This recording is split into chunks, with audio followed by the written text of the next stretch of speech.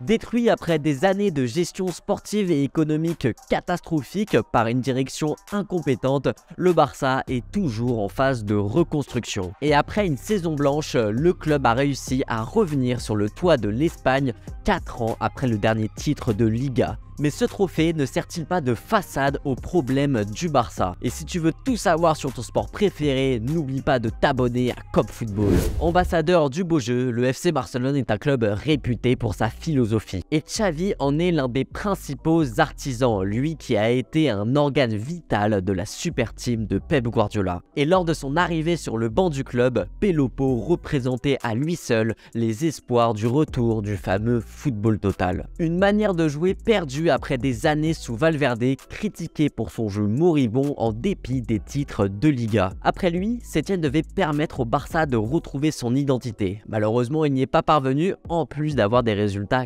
catastrophiques. La difficulté ensuite pour Ronald Koeman, puis pour Xavi, était de retrouver un style de jeu alléchant malgré des moyens minimes. Ça par exemple, c'était le 11 du Barça lors d'un match face à Majorque le 2 janvier 2022. Et c'est la raison pour laquelle les Catalans ont mis le pactole cet été. 150 millions dépensés et pas moins de 8 joueurs recrutés dont Lewandowski, Rafinha ou encore Koundé. Il fallait au moins ça, un an après le départ de Lionel Messi, pour consoler un club orphelin de son chef d'orchestre. L'objectif était de redevenir le grand club d'antan et la première étape de ce plan était de reconquérir l'Espagne. Mission réussie pour les hommes de Xavi, le jeu en revanche aurait sûrement fait reprendre la clope à Johan Cruyff. Car pour remporter ce trophée, le Barça a travesti ses idées de jeu. Seulement 11 buts encaissés et meilleure défense de Liga, une possibilité de dépasser les 90 points et de battre le record de 26 clean sheets en une saison dans les 5 grands championnats. Un football minimaliste mais efficace. Alors d'accord, ce n'est pas interdit de bien défendre quand on est le Barça, bien au contraire. Mais cette saison, il défend aussi bien qu'il l'attaque mal. Pour la toute première fois de son histoire, le FC Barcelone dépasse les 11 rencontres gagnées sur le score de 1 but à 0. Le précédent record était de 7 matchs lors de la saison 1996-1997.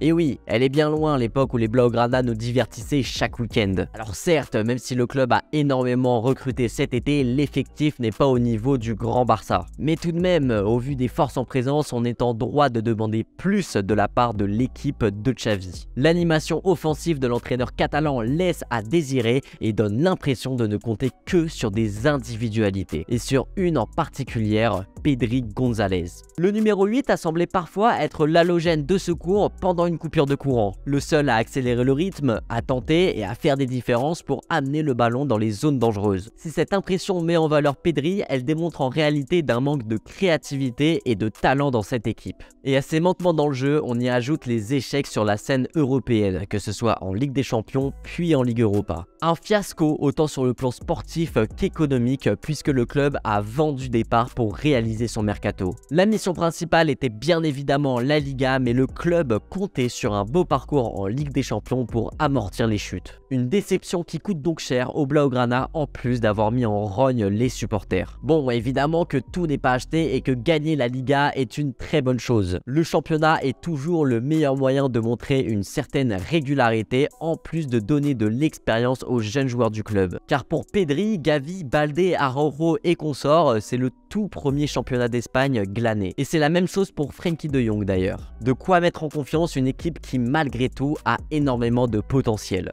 Elle a réussi sur certains matchs à nous montrer un très beau visage et à nous divertir. Xavi lui bénéficie de la confiance de la direction et de l'amour des supporters grâce à son statut de légende. Et il a désormais une très bonne base entre les mains pour proposer mieux, en plus d'un mercato d'été qui s'annonce mouvementé. Et toi, est-ce que tu penses que le Barça réalise une bonne saison? Dis-le moi en commentaire.